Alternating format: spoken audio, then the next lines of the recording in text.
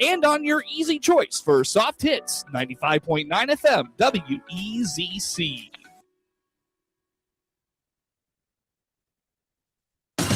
You're finding Central Illinois.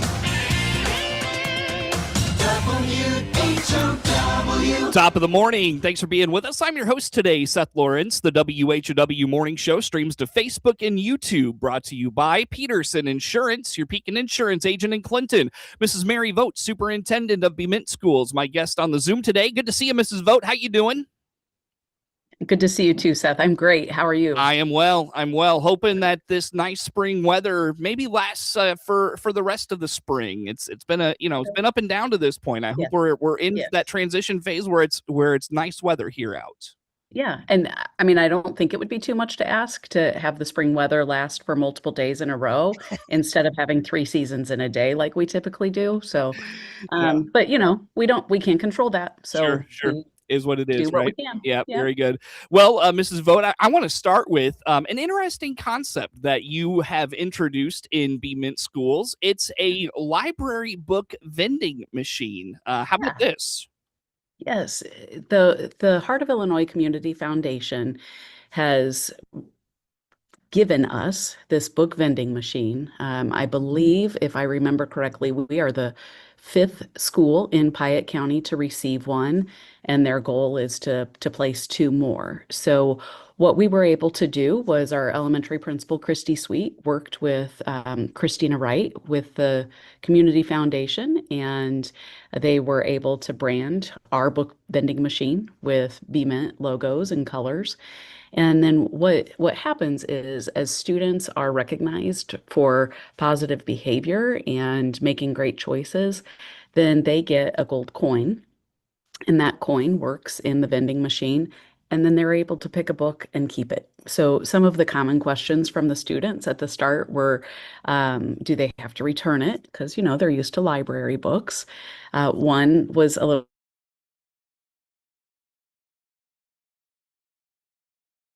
I think we've lost Mrs. Vogt. We'll see if we can't reconnect with her. Mary Vogt is the superintendent of Bement Schools, our guest on the Zoom here for this morning. And I guess one of the pitfalls sometimes of a Zoom interview is the lost connection. It looks like maybe Mrs. Vogt has lost connection here, and we'll try to get that back with her. But again, Mrs. Mary Vogt, superintendent of Bement Schools, is our guest on the Zoom here for this morning. The morning show streams to Facebook and YouTube. It's brought to you by Peterson Insurance, your Pekin Insurance agent in Clinton, to kind of give you a roadmap of where we're headed for the rest of the morning here on the WHOW morning show. Coming up at 9 o'clock, we'll be joined by Caitlin Mellendorf at the U of I Extension, and also Reagan Tibbs at U of I Extension.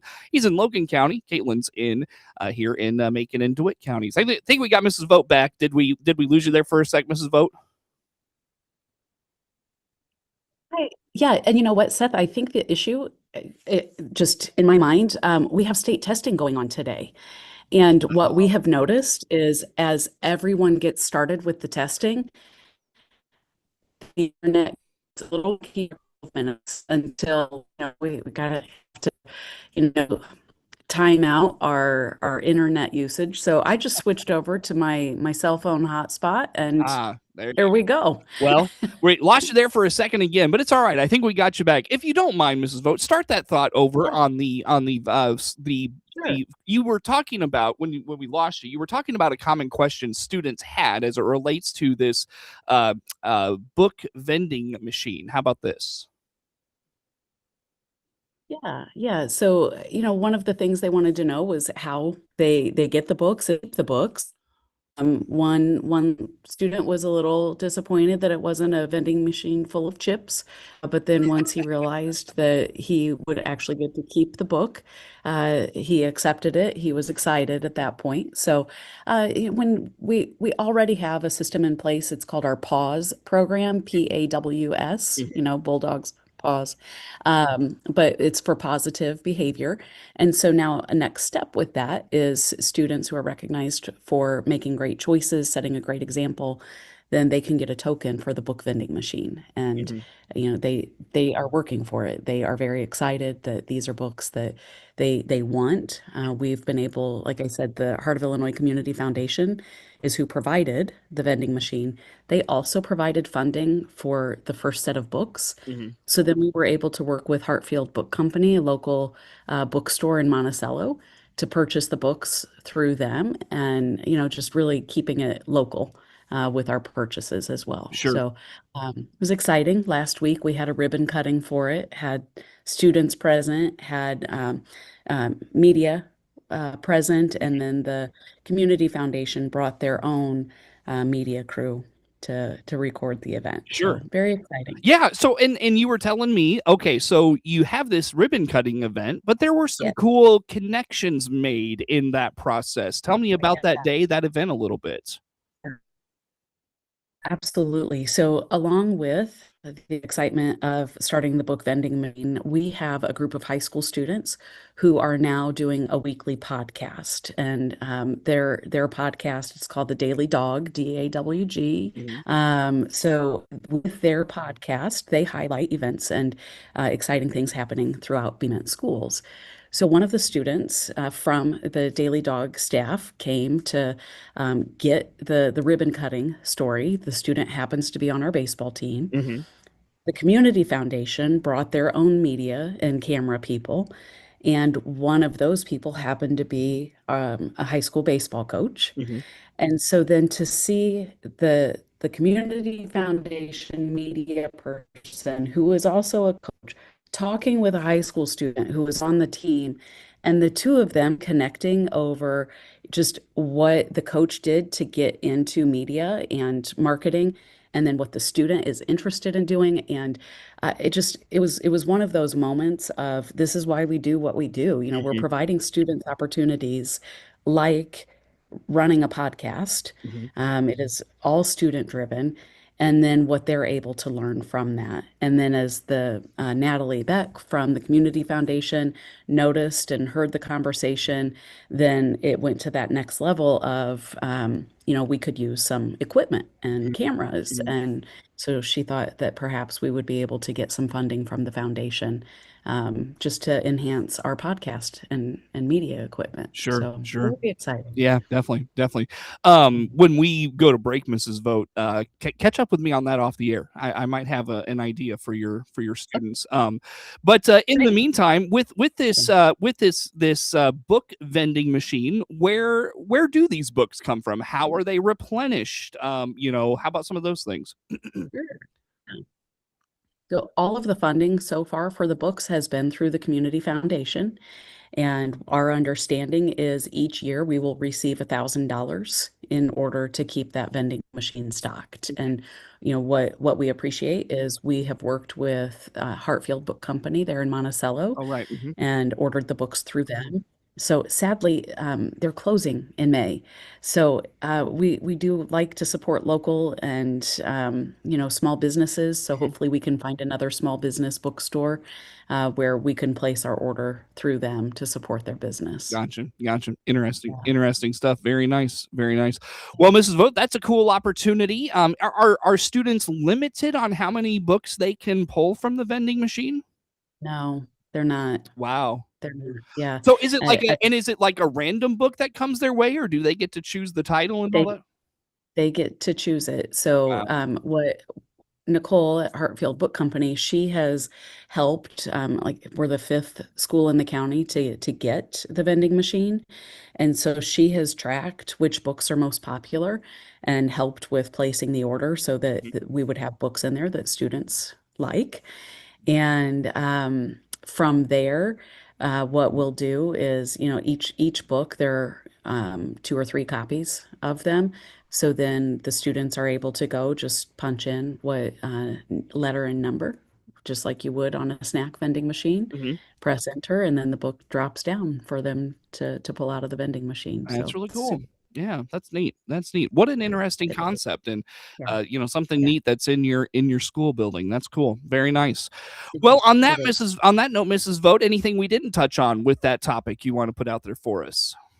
I think that That does it. I hope people check out our website and our school district Facebook page to get that link to the Daily Dog podcast, because it's really amazing to see what these students have done. Very good. Very good. Well, Mrs. Vogt, like I said, on that note, let's go ahead and take a break. And if you would, could you give me a call on the on our station line? We're having still having a little bit of excuse me, Yeah. connection issue with you there. We'll transition to a phone call for the rest of the Okay. time. So, by the way, do you need that number or do you have it? Have it. You have it. Okay. Yep. Just give me a call on our studio line, and we'll resume the conversation on the phone. Again, Mary Vogt, Superintendent of Bement Schools, is my guest on the Zoom here for this morning. We'll transition to phone with Mrs. Vogt, and we'll resume the conversation coming up on the WHOW Morning Show.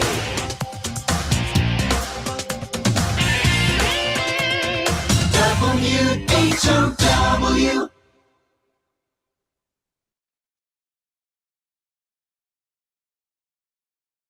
Let's check the opening numbers now at the Chicago Board of Trade on this Thursday. Jim Taylor on the RFD Radio Network. Little two-sided trade as we start this session with corn, beans, and Chicago wheat. May corn down 2 3/4, 464.5. July corn down 2 3/4, 475, and December new crop 491 1/4, down 2 pennies. May beans starting the day 11.72.5, up 3/4. July beans up a penny, 11.88 3/4, and November new crop unchanged, 11.50. May Chicago wheat 5.94 3/4, down 3. May KC wheat 6.19 3/4, up 2. May bean meal down 20 cents, 3.1960. May bean oil 67.57, up 47 cents. Energy market June Brent crude oil 101.03, up 3.77. Opening numbers on this Thursday morning. Jim Taylor, RFD Radio Network. This is Inside. March into Baum Chevrolet Buick and march out with a new Chevrolet. This is Scott Baum from Baum Chevrolet Buick in Clinton and Farmer City. We have over 20 Silverados to fit your daily work needs in 1500, 2500, and 3500s in gas or diesel, all sale priced. Also, check out the Colorado pickup.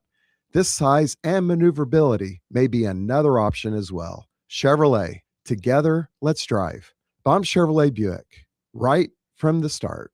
Here's Matt Hart, owner of the Hart Media Group in Clinton, talking about continuing to serve the community through new ownership.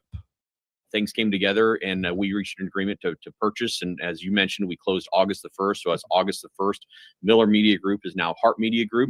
And we're continuing to serve the people of Clinton and DeWitt County and Monticello and Bloomington and Decatur and everywhere, because we'll just keep connecting people as we've been doing. The Hart Media Group looks forward to continuing to serve the community for years to come. Your friend in Central Illinois. WHOW. Once again, a good morning. Thanks for being with us. I'm your host today, Seth Lawrence. The WHOW Morning Show streams to Facebook and YouTube, brought to you by Peterson Insurance, your Pekin Insurance agent in Clinton. Again, my guest now on the phone, Mrs. Mary Vogt, Superintendent of Bement Schools. And Mrs. Vogt, apologize. It kind of cracks me up. You got all your kids on the interweb now, working on their testing, and it just clogs up your internet. I think a lot of places can relate to that. Yeah. And my office happens to be right like in the same section where we have 3 classes all using the same wireless access. Yeah, so, sure. It happens. Usually it's not a problem because, it's typically just the teacher who might be accessing the internet. But, when we have about 100 people accessing it all at the exact same time, it creates a little bit of an issue. That it does. That it seems to. Well, Mrs. Vogt, let's dive into.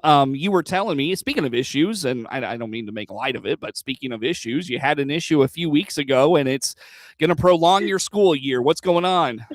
It is. So, Seth, you might remember back in December, our boiler was down for 2 days. So we used 2 of our e-learning days for the boiler being inoperable. And then we've used 3 e-learning days because of weather. And then it was March 11th, 10:25 a.m. It's one of those people remember where they were when, there was the shuttle incident when Kennedy got shot. I can tell you where I was when the call came out over the radio. There's a fire in the kitchen. There's a fire in the kitchen. So as we all converged on the kitchen, there were sparks coming out of the main electrical panel coming into the building. And thankfully, it happened as our cooks were getting lunch ready so that they were present. They noticed it. They radioed, got our maintenance on scene, who then were able to shut that panel down. So the initial, just assessment of the situation was, okay, we've had to shut down a panel, which has shut down part of the electricity in the building. Mm-hmm. We don't want anyone in the hallways. So immediately getting the word out, everyone hold in your classroom until further notice. Then trying to figure out, is this something that we'll be able to fix quickly? Or is it something that will cause us to have to dismiss early? It was raining. So is it a situation where we have to evacuate the building? If so, we reached out to our partners that the Lions Club building here in town is where we would take our students if weather's inclement and we can't stay in the building. So getting a hold of them, and then, of course, then fire department was on the way, and then also contacting an electrician. So that all happened in the span of about 3 minutes. Mm-hmm. And then once we realized, we weren't going to be able to turn that panel back on, we needed to go ahead and dismiss early. So then involving the bus company to say, when can you get drivers so that we can dismiss students? Mm-hmm. So we dismissed at 11:30 that day. The elementary student lunches had already been prepared. So we went ahead and moved where we were serving the lunch from. Obviously, we weren't going to have kids going into the kitchen. Got lunch to the elementary kids before they dismissed, and we're able to get everyone picked up and home safely. And then once the electrician arrived, what we learned was there was a line coming into the building that had failed, and it was creating arcing coming out of that main electrical panel with the sparks. Like the cooks described it, it looked like somebody was welding, which is, what the arcing would look like. Mm-hmm. So the electrician got a hold of Ameren for us, and Ameren said they needed to shut down power to the whole facility, and that it would probably take minimum a day, but most likely 2 days to get everything back up and running. So then became the decisions of, we had just had our food delivery earlier in the week. So we had freezers full of food. So I reached out to Dr. Widener at Cerro Gordo and Mr. Clapp at Monticello with just, do you have freezer space? Can we, possibly use any of your freezer space? Right. You don't want that food to go to waste. Right. We also had a board meeting scheduled for Wednesday night. Board meetings are typically in the school.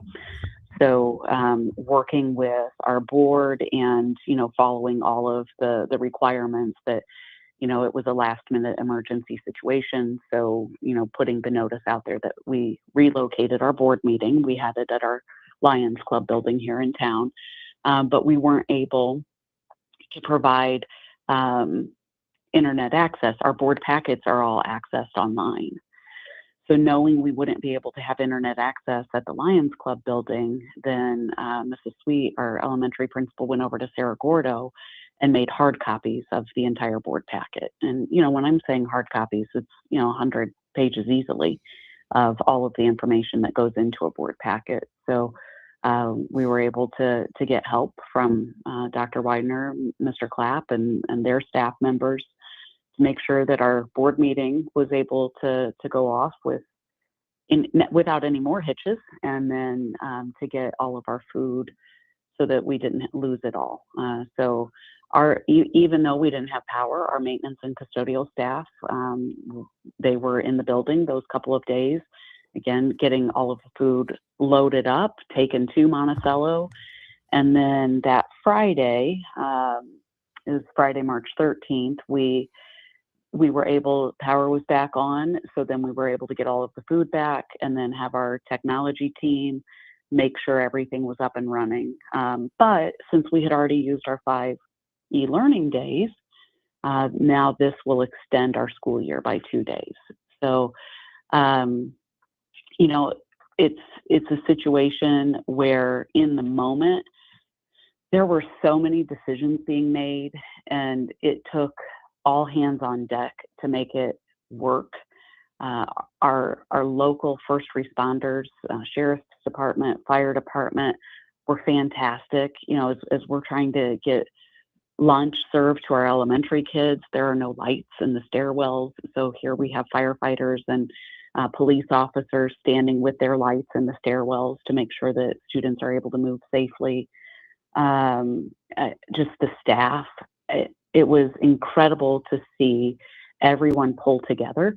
Because, I mean, Seth, I'm sure you remember growing up, you do a fire drill, you walk outside, teachers take attendance, you walk back inside. And in reality, that's just not how it is. And you can't practice for, oh, it's 10:25, lunch is already made, power's being shut down, it's raining outside. Okay, go. How do you handle it? So just a lot of decisions on the fly that I can't say enough about our staff and the neighboring school districts to get through the situation and make it so that it was not a scary situation for our students. Do you ever feel, Mrs. Vogt, a couple of things like you're living in a comedic, like you're trapped in a comedic sitcom sometimes, or like you're like 90% of your job is constantly putting out fires, sometimes literally? Well, so that And I need a quick answer. I apologize. I'm coming up on the time together. Okay, well, so just real quick, I had a phone call scheduled at 11 o'clock that morning, and I texted the person and said, can't talk now, putting out fires literally. Because yes, in our business, when you say you're putting out fires, people just know there's something. Yeah, for sure. Mrs. Mary Vogt, Superintendent of Bement Schools, my guest on the Zoom. Network News is now. The Big 1520 WHOW Clinton, along with 92.3 FM Clinton and 106.5 FM Bloomington Normal.